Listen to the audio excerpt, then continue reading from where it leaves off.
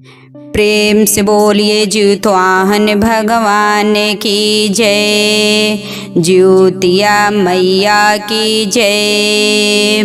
तो देखिए दीदी, आप सबके बीच हम एगो बाझिन के बहुत दर्द भरा कथा सुनाव तनी। तो आप सब हमरे कथा के सुनी कि उ बाझिन औरत बाली तो कैसे उ रोवत तली आ ज्योतिया हन भगवान से उ का कहत तली ज्योतिया मैया से। तो आप सब हमरे कथा के सुनी। देखी दीदी, एक गांव रहल। ओ गांव में पति पत्नी लोग रहलो। ओ गांव में पति पत्नी लोग रहलो। उनके दू गो बेटी रहली। जौन बेटी रहली बहुत सुंदर सुंदर लोग रहलो। लेकिन उ पति पत्नी लोग रहलो तो बहुत गरीब लोग रहलो। जितना तक लोगन के बेवत भइल, जितना जुड़ल उतना लोग पढ़ावल लोग, उतना लोग कैलो। धीरे धीरे उ दोनों लड़की जब सियान हो गईली तो लोगन के माई बापी पति पत्नी सोचता लोग कि अब बेटी सियान हो गईल बाली, दोनों जानी के शादी कईल जरूरी बाटे। देखी 3 साल के छोट बड़ दोनों जानी लोग रहलो। लेकिन उ पति पत्नी लोग कहलो कि दोनों जानी के एके बेर शादी कर देवल जा कि खर्चा कम लगी। काहे से कि हमन के लगे उतना बेवत नाई बाटे। जितना तक बा उतना तक हमन के करे के बाटे, उतना हमन के कर देवे के बा।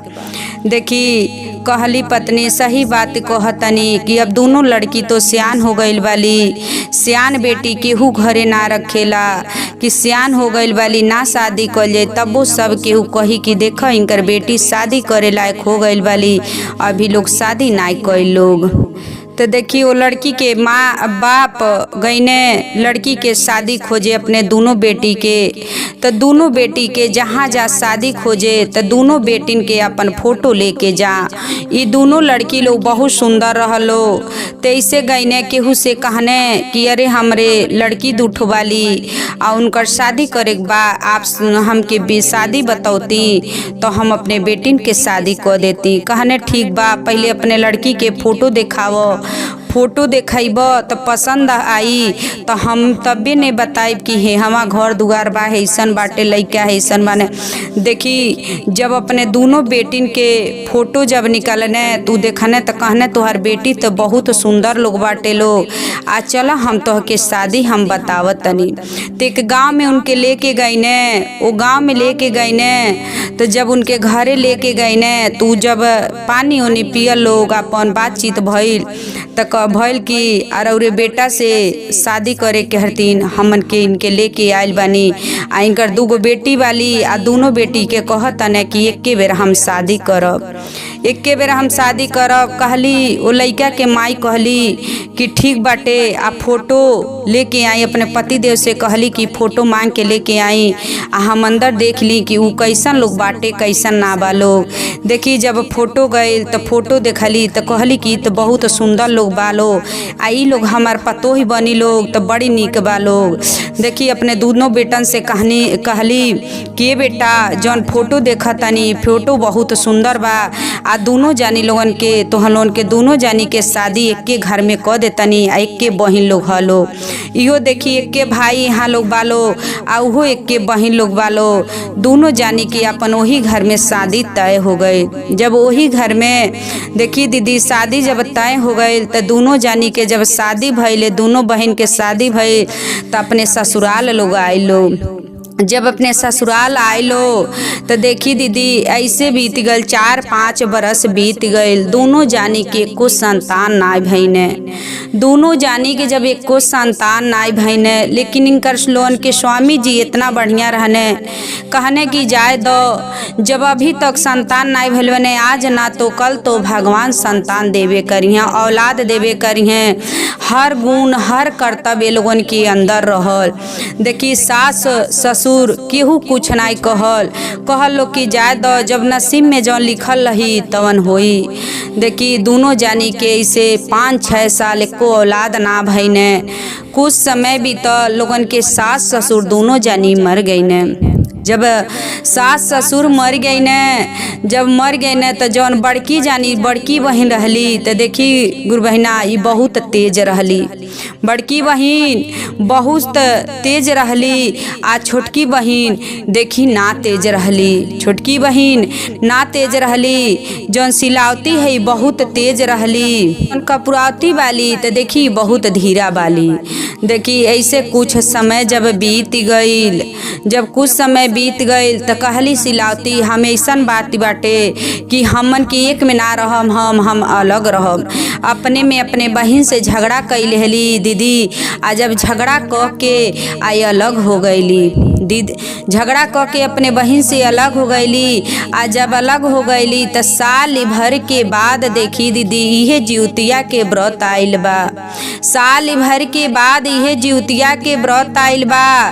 त्रिपुरावती देखत अली कि तो सब गांव के लोग ई जिउतिया व्रत करता लो। आखिर में ई जिउतिया व्रत का करे के कइल जाला हम ना जानतनी, हमहू जनती तो हमहू जिउतिया व्रत हमहू करती। देखी बगल में एगो बूढ़ी माई रहली, गईली पुरावती गईली वही बूढ़ी माई से पूछली, कहली कि ये माई हमके बता देती है जौन जिउतिया व्रत होला ई का करे खरतीन होला।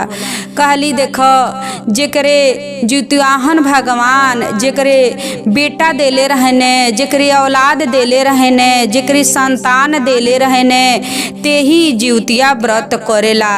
कहली सही में आ जेकरे औलाद नाई रहने ते नाई करेला। कहली नाही जेकरे देले रहने जिउतियाहन भगवान ते ही करेला। कहली देखी अपने मन में वही जा निष्ठा कैली कि हमके भलई से जिउतियाहन भगवान नाई एको औलाद देले बानी, नाई भगवान एको औलाद देले बानी, लेकिन हमहू जिउतिया व्रत करब। देखी अपने घरे अइली, अपने घरे आके अपने स्वामी जी से कहली कि गए देखी आज जिउतिया व्रत ह, हम तो नाई कुछ जानत रहनी, लेकिन है जगन बगल के बूढ़ी माई वाली तो हम जाके पूछनी है तो कहली कि जेकरे औलाद रहने ते ही करेला, जेकरे औलाद नाई रहने ते ना करेला। लेकिन भलही से हमके नाई औलाद बाने हमहू जिउतिया व्रत करब। देखी दीदी उ अपने मन में निष्ठा कहले हली कि हमहू जिउतिया व्रत करब, भलही से हमरे भगवान नाई औलाद देले बाने लेकिन हमहू जिउतिया व्रत करब। देखी जिउतिया व्रत कहली, लेकिन उनकर स्वामी कहने कैसे करबू, अरे जब तोहरे एको औलाद नाई बने तो तू कैसे करबू। कहली ना, कहने उनकर स्वामी जी की ठीक बा आ जा अपने बड़ बहन से पूछ ल उ व्रत करी हैं। कहली ठीक बा और बात हम मानत तनी, आ जा तनी हम पूछ लेतनी। गईली अपने बड़ बहन के लगे आ बड़ बहन से पूछली, कहली ये दीदी आ जिउतिया व्रत रहल हवे हम ते ना जननी है, लेकिन जिउतिया व्रत तू करबू। कहली ना हम ना जिउतिया व्रत करब, जब हमरे एको औलाद नाई बने, संतान नाई बने ते की करे खरतीन हम ई व्रत करब। कहली ना करबू। कहली ना हम ना करब। अइली अपने घरे स्वामी जी से कहली, हम गईनी दीदी से पूछनी, दीदी कहली ना हम ना करब जिउतिया व्रत जब हमरे औलाद ना। तुमकर स्वामी कहने कि देखलू हम तो से जौन कहनी तू बात ना। कहली ना हम केहू के बात ना मानब। कहने कि ठीक बा अपने माई से पूछ ल। अपने माई लगे फोन करके कहली, माई कहली ये बेटी सही बात बा, जब तोहरे एको संतान नाई बने, ने बेटी वाली ने बेटा बने के करे खरतीन तू करबू। कहली ना माई हम करब जिउतिया व्रत। देखी केहू के बात नाई मनले वाली आ जिउतियाहन भगवान की उ व्रत कैली। जिउतियाहन भगवान के साल भर के बाद जब जिउतियाहन भगवान के आइल व्रत तब ई व्रत कैली। देखी व्रत कैली, जहिया भूखल रहली, जब देखली सब औरत लोग अपन साड़ी कपड़ा लेके लोग सब केहू जाता घाट पे नहाए। ई कहली अब सब केहू जाता तो हमहू जातनी घाट पे नहाए।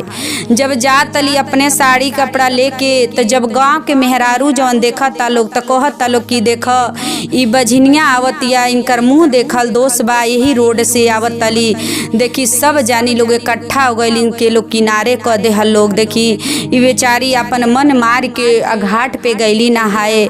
जहाँ उ लोग नहाता वही जा सोचली हमहू साड़ी रख दी आ हमहू नहा ली। देखी जब वो घाट पे नहाए जातली तो देखी वो घाट से उठ के लोग हट गईलो। बेचारी अब जानत अली कि लगता हमसे लोग घिनौना लोग करता लो, हम का करी देखी वही जा अपन नहैली आ नहा उहा के आ उ लोग अपन वही जब बगल में उहो लोग नहाई लोग आ नहा के जितवाहन भगवान के कथा लोग कहत रहलो। इहो कुछ दूरी पे बैठ के आ जितवाहन भगवान के कथा सुनत रहली। वही जा बैठ के हाथ जोड़ के कुछ दूरी पे आ हाथ जोड़ के जितवाहन भगवान के जितिया माई के ध्यान लगौले वाली। जब देखी कथा समाप्त हो गई तो सब केहू आए लोग अपने घरे, तीहो अपने घरे पीछे से अली। पीछे से जब अपने घरे अली तो सूता तली तबो सोचत तली का ये जितवाहन भगवान आपकी व्रत भी कैनी तो गईनी तो सब लोग हमसे कितना घिनौना लोग करता लो। हम बताई हम का करी जब हमरे कोन, लेकिन कहली ई करम तो बिगड़ले बानी तो अगला करम तो ई करत तनी तो हमार बनल रही। देखी यह सोचले वाली बेचारी उ पुरावती यह सोचले वाली। फिर अगला दिन देखी जब पारन के दिन आयल बाटे त पारन के दिन सब केहू गइल बा घाट पे नहाए। तो देखली कि ठीक बाजुओ तो पारन के दिन सब केहू जाता घाट पे नहाए तो हमहू जातनी घाट पे नहाए। अपन फिर साड़ी उठौली घाट पे गईली नहाए। जब घाट पे नहाए जातली फिर वो लोगन के उहे हरकत बाटे। उनके देख के लोग आ दूरे लोग होता लोग कहता लोग देख फिर बझनिया आवत यली, अरे इनकर मुँह देखल ते दोष बाटे। देखी अली घाट पे नहैली आ नहा उहा के जैसे उ लोग फलहार उलहार लेके आयल रहलो, जौन लोग फल फूल जौन लेके आयल रहलो चढ़ावल लोग अपन इहो अपन किनारे वही जा घाट पे चढ़ौली। आ घाट पे चढ़ौली आ सब केहू चढ़ा के देखी सब केहू जितवाहन भगवान के प्रसाद अपने घरे अपने बेटा खरतीन ले गई। लेकिन ई ना ले गईली दीदी, काहे से इनके कुछ संतान नाई रहने, इनके एक कुछ संतान नाई रहने ती नाई ले गईली। ई नाई ले गईली कहली जब हमरे कुछ संतान नाई बने तो हम के करे खरतीन ले जाई। ई वही जा छोड़ देहली जहाँ ई चढ़ौली वही जा छोड़ देहली। आ सब केहू उठा के अपन लेके गए लोग अपने घरे अपने बेटा के खियावे खरती। देखी जब सब केहू लेके गईल देखी दीदी सब जितियाहन भगवान जितिया मैया ई सब देखतली कि बाझिन औरत हमार व्रत कैले वाली हमारी ध्यान देहले वाली। तो इनके साथे के तर सब लोग के तर घिनौना हरकत लोग करता लो। अब देखी जितिया मैया की देख ही नाई जाता टे, जितिया मैया की देख ना जाता तो जितवाहन भगवान से कहतली कि आप बताई सब बैठल बानी सब देखत तनी कि उ बाझिन औरत कितना रोतली, कुनकरी को संतान नहीं बने, चारों ओर से उ कितना ठोकर खातली लेकिन केहू के बात नाई मनले वाली। आपन आपके व्रत जब कैले वाली तो काहे आप ऐसन करत तनी, अरे जौने खरतीन बेचारी व्रत कैली उ तो उनकर पूरा क दी। देखी जितिया मैया जितवाहन भगवान से कहली यह बात, कहने की जब तू कहतलू तो ले आव का करे के बा क दी। देखे सब जितवाहन भगवान देखने कि वो बाझिन औरत के साथ वो घाट पे का होता का ना होता उनसे ने केहू बोलल ने बतिया वाला। जब देखता लो तीहे कहता लोग कि इनकर मुँह देखल दोष बाटे, इहे कहता लो कि बाझिन औरत के मुँह देखल दोष बाटे।